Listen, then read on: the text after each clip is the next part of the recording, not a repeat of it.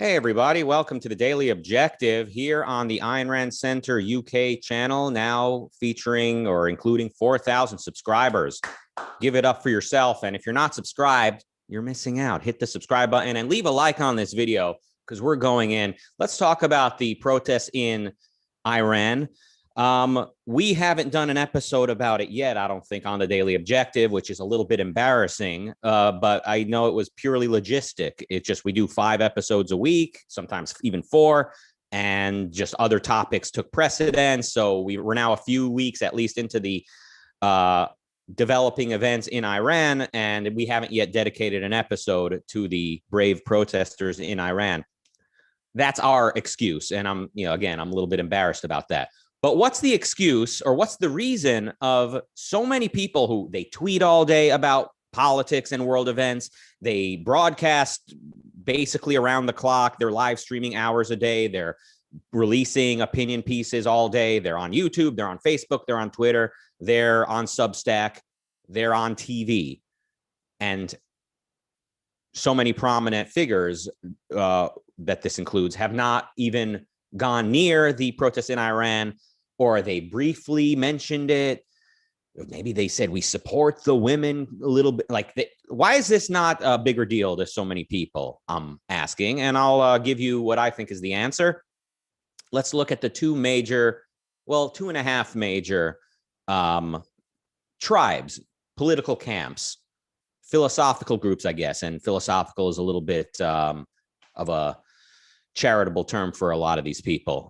So let's start with the left. There you go. Red meat for so many of you. Let's bash some leftists, shall we? So the left, you would hope, support women to the point where they'd be enraged by what's taking place in Iran. You have women here asking for just bare level equality, just the right to not wear shmata, a towel over your head, just basically the right. I mean, that's basically how this started, right? That's the catalyst of all this, is about the hijab.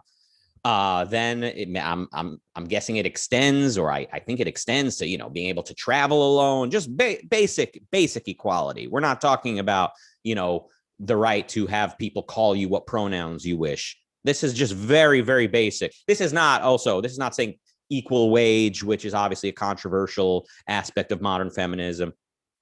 This is just very basic. Let us as adults make individual decisions. And this is receiving very little support. You would hope this would get a lot of support from the left, right? The feminists, the people who support, they say they support women and they want equality for women. So why so quiet from leftists and from feminists? Well, you look at look at some of the philosophical premises contained within the worldview of a leftist today. Feminism and this sort of manifestation of egalitarianism is certainly a big part of it.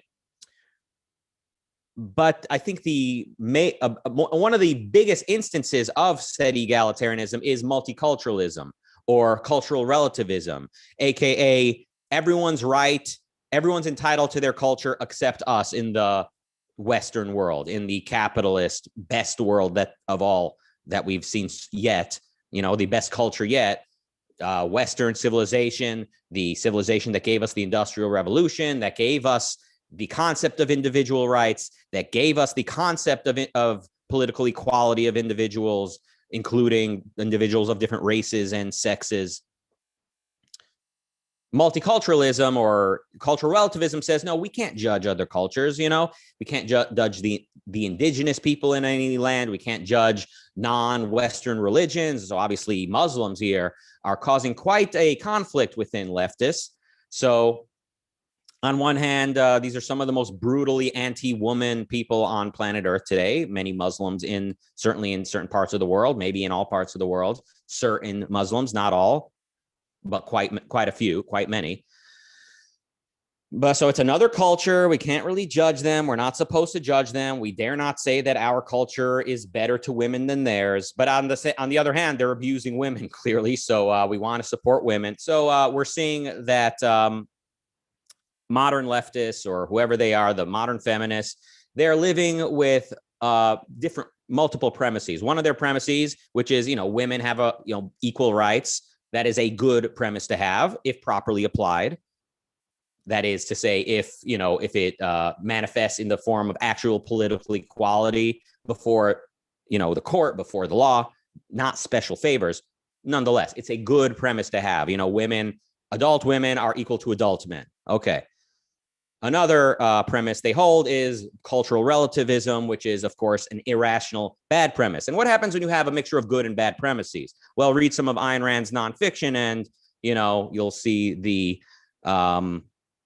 metaphor that Ayn Rand invokes. Right? It's like mixing a little bit of poison with your food. You can talk all day, say, "Oh, just a little bit of poison." It's mostly perfectly healthy food. Yes, but unfortunately, that little bit of poison means the poison wins and you die.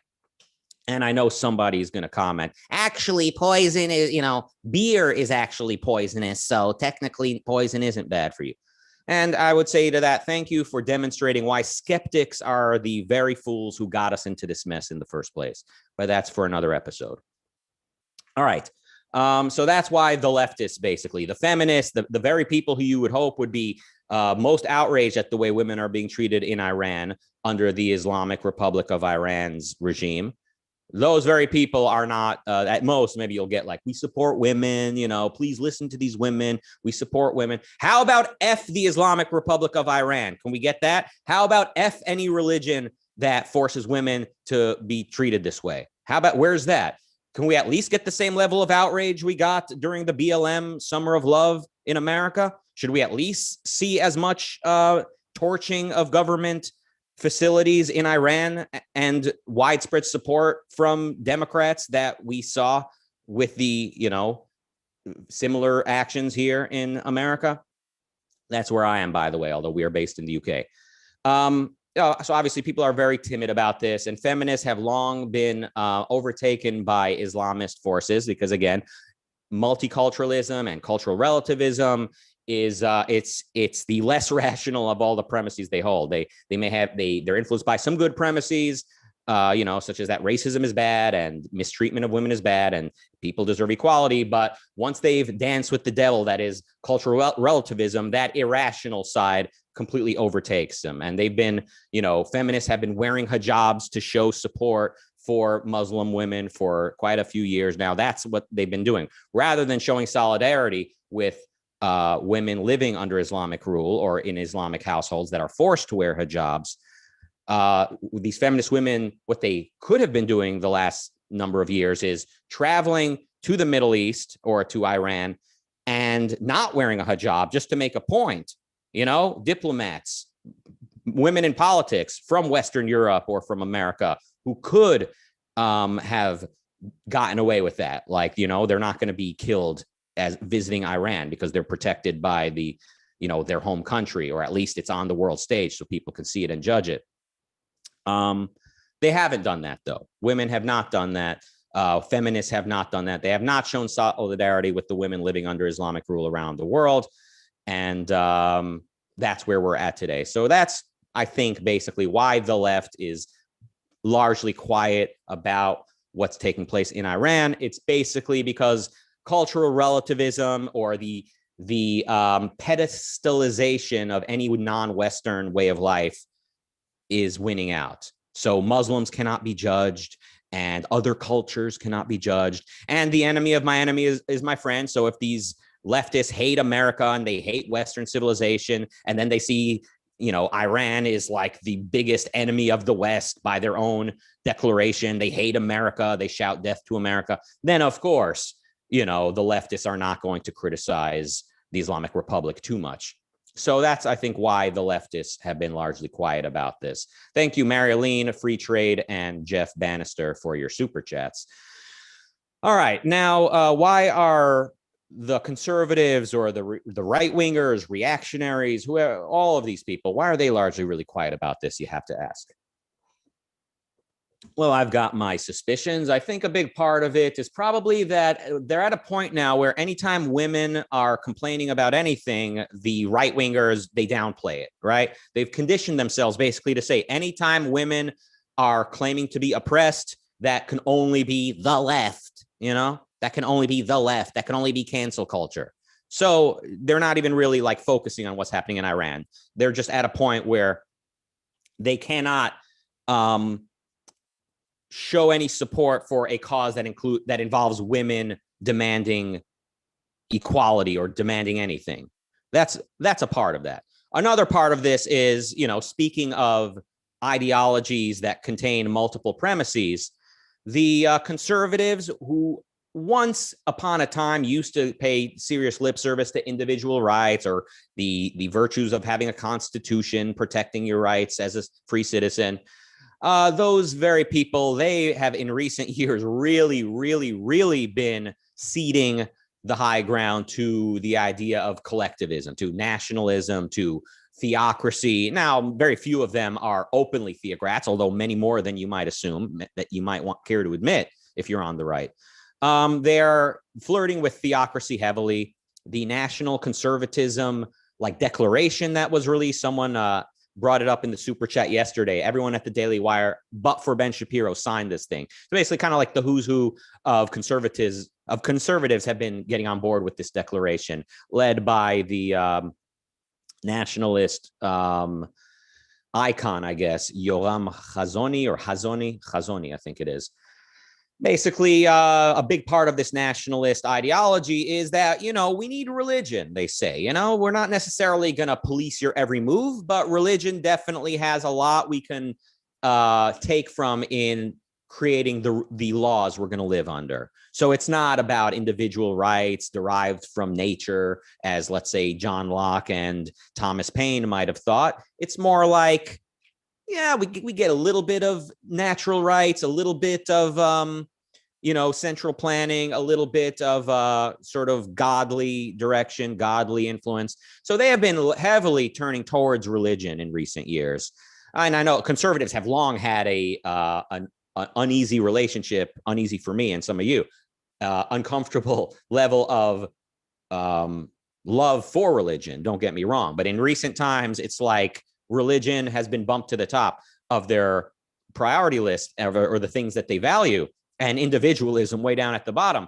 And I just want to remind you, back when Donald Trump first ran for office, a lot of people they were looking for the positive in him. They said, look, whatever is wrong with Trump, at least he's not very close with God. He's not religious, and he accepts gay people. Like, he's moving us away from theocracy. At least there's that, they said. Well, how did that work out? The sort of populism that has overtaken the Republican Party has little to no respect for the individual, and more respect than ever for religion in the law, for church and state merging.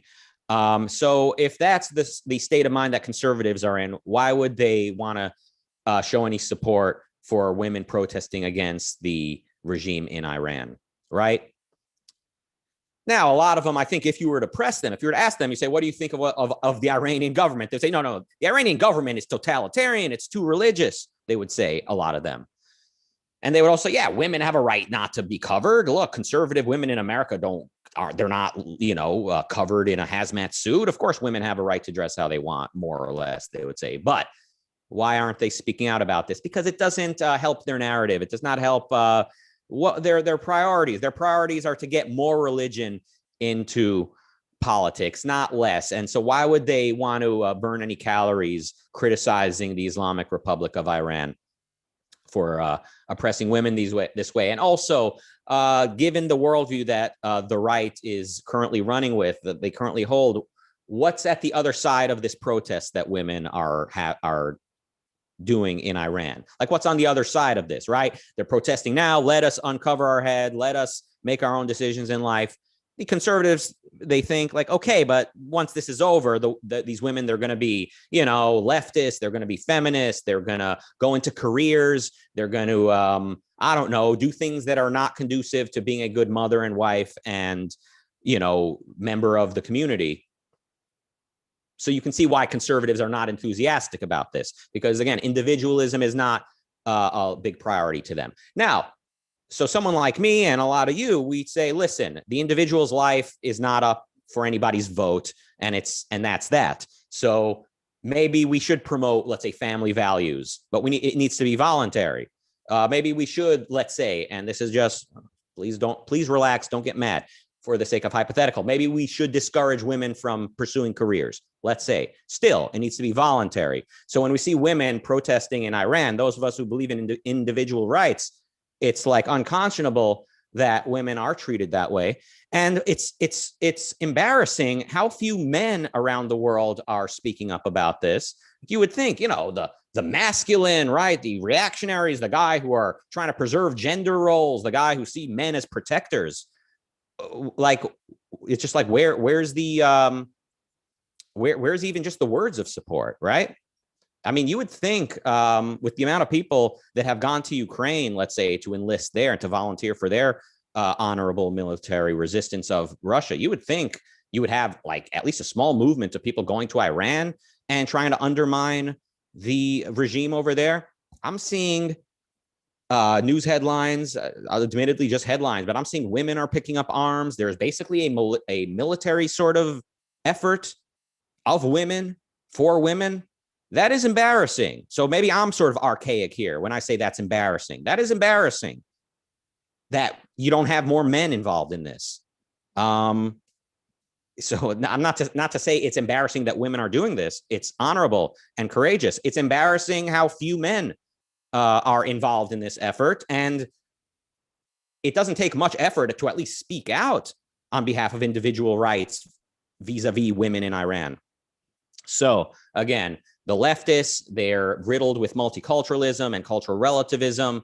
The right-wingers, they are riddled with affinity for religion and they are they've become allergic to women's rights, basically allergic to women protesting. They don't see anything good affiliated in their mind with women demanding to be left alone. So I'm not saying conservatives today wish to see a Christian equivalent of the Islamic Republic of Iran and the way it treats women. I'm not saying they want that, but their premises do lead us that way. And they're certainly not inspired, clearly. They're not inspired to speak up in support of women in Iran. But I will say the women in Iran are courageous and brave. I mean, there's a picture of there's pictures of teenage students over there giving the finger to a picture of the supreme leader, right? The Ayatollah. That to me is ballsy. Excuse the phrase. Again, it's like, where are the men on this?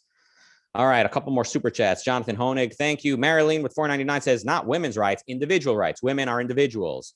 There is a plethora of group/tribal so-called rights that obscure the meaning of rights. Yeah, absolutely. When people hold mixed premises, the irrational premises overtake the rational ones. And now you cannot have conflicting premises that are all rational. There is no conflict among rational men, I think Ayn Rand pointed out. And similarly, there's no conflict among rational philosophic premises.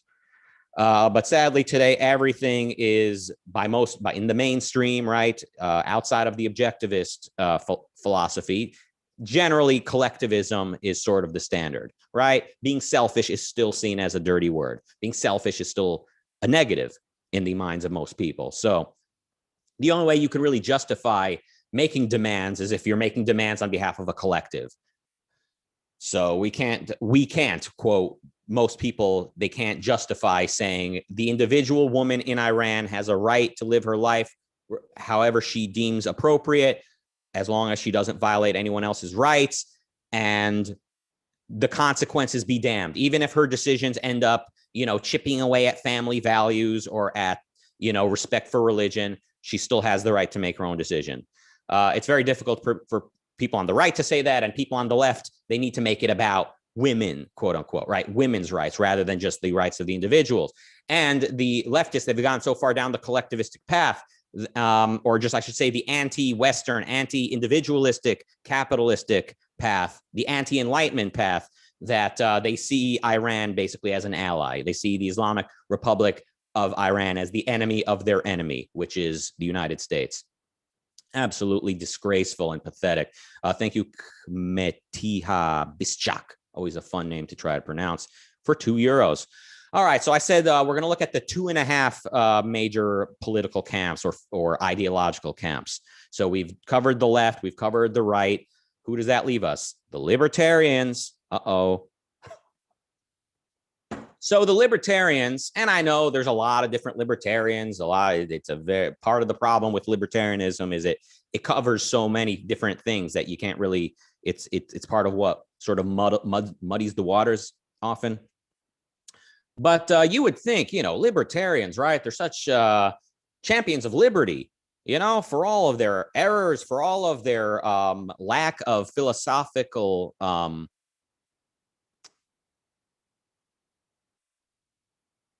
infrastructure, for all of their lack of philosophical infrastructure. You would think they're still basically on the level. But why are so many libertarians either silent about the Iranian protesters or just straight up saying don't get involved, or like don't even speak about this? They see so now, again, speaking very generally, certain libertarians, the libertarians are infected with anarchism. That's a big part of this. So because libertarians are so unprincipled and unintellectual, they have a very hard time keeping anarchists out of their ranks, or they invite them in. So generally, you see anarchists and many anarchist libertarians, they hate government so much that they hate good, like successful governments more than anyone. So they hate the United States. They blame the US for anything that goes wrong anywhere. And similarly, Israel, and probably, Western Europe, if you get them talking long enough. Basically, the better a country is, that is to say, the better job a government does protecting individual rights, the more hostility libertarians have of said government or said country, even especially when that country is faced with an actual dictatorship. So, of course, they hate Israel. They blame Israel constantly for defending themselves from actual wannabe dictators firing rockets at them. They hate America similarly, constantly. So here you have Iran, which is the explicit enemy of Israel, of course, and the enemy of America by their own explicit pronunciation. The libertarians they can't really bring themselves to criticize Iran very much, or they'll say, look, it's wrong what the Iranian regime is doing. It's wrong, but, we shouldn't get involved because that's, that's emboldening Israel too much, or that's, that's stoking the flames. It's initiating war. So even having like an opinion on this, just speaking out against atrocities happening in Iran is inviting war with Iran. So they're so anti-war. Whenever there's an actual bad guy that needs to be criticized, they're anti-war. But when someone like Putin invades Ukraine, they'll say like, okay, look, I don't support Putin, but he had his reasons to invade Ukraine, they'll say. Marilyn with 189 says, why does Ukraine get more U.S. attention than Iran? That's a good question. I think probably the fact that Islam is not involved in that conflict makes it a lot easier for people to have an opinion that is not going to be deemed politically incorrect. Maybe that's it. Probably the fact that Putin has come to be seen as an affiliate of the new right, Donald Trump, etc., probably it makes it a lot easier for people to hate Putin, and Putin deserves hate. So, but it's much easier. It's much more difficult for people to criticize the Islamic Republic of Iran, because the Iran, it's like, it's non-Western, it's anti-Western, it's just anti everything that the left is opposed to as well.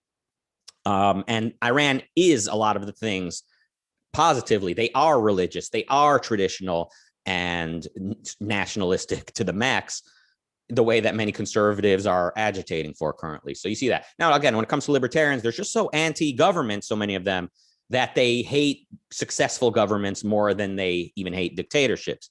And a lot of them are also riddled with cultural relativism. A lot of them, they're skeptics. They don't want to judge anyone. So just similar to the left, they hate Western civilization, or they reject the Enlightenment just as the left does. And so when it comes time to actually face a real, like a very real high gravitas situation, such as the Islamic Republic oppressing women, they don't have it in them to really denounce it. And a lot of the libertarians, they're influenced by the right? They're influenced by conservatism. They're populists, basically, if that's not paradoxical, right? Or oxymoronic.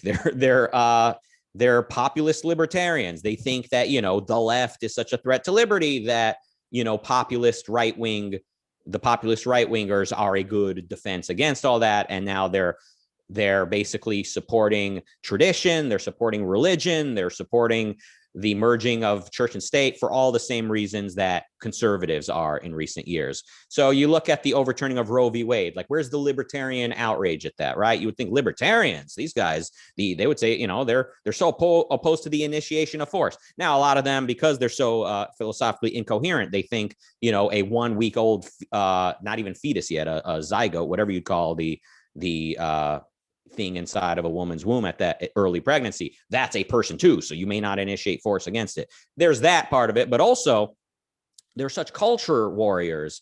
They're such cultural warriors that, yeah, if the overturning of Roe v. Wade pisses off the left, then it's a good thing. So that's how coherent they are among libertarian circles, that they become so focused on what they're opposed to that they can't bring themselves to having a firm moral stance on very much.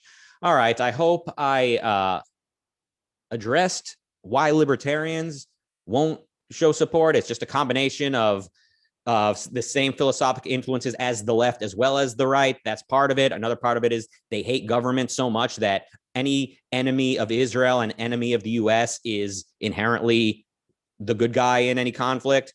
And another part of it is, was that it? I don't remember if I had another reason. Kirk Wilcox with $5 says, so you're opposed to a state established on traditional religious values? What are you, on the left? That's very clever. He's one of the good guys. He's being sarcastic there. All right. Thank you for the super chats, and thank you, everybody. Yeah, Bonnie, the member, says, kind of like ignoring Hong Kong. Yeah, that's there's a situation where it was just so clear. You have a basically very relatively free island, right? Hong Kong's an island, a very free island compared to China, and the same people, the same populist right-wingers who said, China is so evil, they're the bane of our existence, we need to beat China at any cost, resist Chinese at any cost. Those same people, such as Donald Trump, could barely utter a word of support for the Hong Kong people getting overtaken by China. It's almost like these people stand for nothing and are very confused in life. Well, there's good news, folks. As the name of this network indicates, Ayn Rand is who we are trying to promote. So if you thought this was insightful here today, you should really read Ayn Rand. This is kind of like, I don't know, what is this, like fast food? Is this like a fast food version of what Ayn Rand offers? I think that's too flattering to me to even say I'm the fast food to Ayn Rand's Michelin star restaurant. She's a magnificent writer, and she's impacted so many lives positively. Let's spread the cheer and spread the positivity forward. And by God, can somebody bring Ayn Rand's work to Iran? Can you issue a copy of The Fountainhead in Farsi? I mean, I'm sure they all read English over there. Don't get me wrong. I've heard they're very educated. Get them to read Ayn Rand in the Middle East, certainly in Iran, of all places. I mean, just generally speaking here, now stepping away from these various political, philosophical, ideological camps, and just look at the way people look at Iran in general. I mean, was ever just a clearer case of like supporting the people against their own government? Like, it's just so clear the people are wanting liberty and the government are not allowing it. The government are clearly at odds with the people. Free trade with 50 Swedish krones, is that what it is? Says, libertarian hatred of successful governments and admiration for failed governments based on altruism/egalitarianism. Let me think about that for a minute. Based on altruism, egalitarianism. Well, why are they opposed to government in general? Like, why are they anarchist? I would say it's opposition to institutions, right? Sort of like a Rousseauian influence there. Like they're hostile to this very real requirement that life has. Life requires, as human beings, the delegation of force to a government is something that we require, right? The way objectivism sees it. It's not a necessary evil. Government is a necessary good, but it needs to be done right. It needs to be there to protect your rights as an individual. But anarchists don't have that, or libertarians, many of them. They don't have that philosophical sort of infrastructure in place. So they're suspicious of institutions for all the same reasons that others are suspicious of institutions. They think institutions as such are corrupting and corrupt. And And yeah, so this sort of rejection, there's a part of reality they're rejecting by rejecting government as such. There's a requirement that reality has that they're rejecting, and in doing so, they're sort of waging war against existence. They're not being selfish enough, I would say. They're not being selfish enough. And that's the problem. People need to be more selfish. They need to want what life has to offer. And that's what women in Iran are fighting for, it looks like. They want something positive more than they're angry at the hijab they have to wear. At least it looks that way. And I hope that's the case.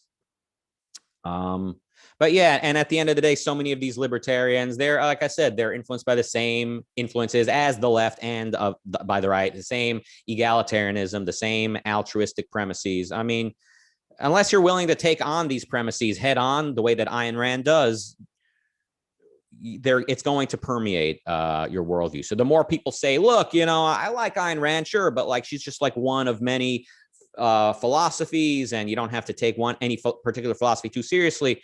It's like, yeah, that's great that you're, you know, I guess holding off on making any serious decision prematurely, but like it is also true that bad ideas are not going to sit around waiting for you to make your decision. Like bad ideas are permeating your worldview unless you're willing to engage with these ideas and directly answer them, focus on them, deal with them.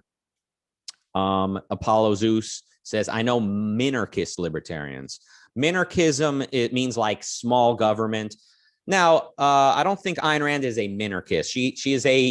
She's pro-government of a particular nature, a particular kind of government. So it's not about the government being big or small. And yeah, many libertarians are minarchists. Many of them are anarchists. Many of them at this point are populists. So therefore, basically a blank check in the hands of the government because they see, you know, basically at this point, they become statists. I mean, look at Stefan Molyneux, right? The guy who once upon a time, I think was an anarchist, eventually became like a statist with a strong affinity for Christianity. May he burn in hell. Kirk Wilcox, this is not a super chat, but he's saying there was more widespread celebration of the meme investors who bought GameStop stock than there is the protesters in Iran. You think hedge funds are viewed as more evil than oppressive theocrats? Yeah, absolutely. A lot of these types of people, they're anti-business, anti-finance premises, just really make you wonder if these are allies in the cause of capitalism, of liberty, certainly of the fight for reason and individualism. These people are incoherent, and there's a real nihilistic streak when they're like celebrating that whole GameStop shenanigan from a year or two ago. All right. Thank you all for joining us today. Let's see what's coming up. We've got 7 p.m. UK time. That's in a half an hour. The Fountainhead Book Club with Shoshana Milgram, open to ARCUK members. The session will also be live streamed to YouTube members. Link in the chat. All right. Well, that's wonderful.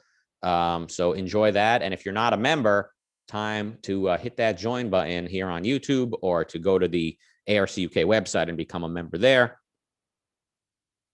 Because the Fountainhead changed my life and can absolutely change yours. And understanding something so great as the Fountainhead is probably a good thing.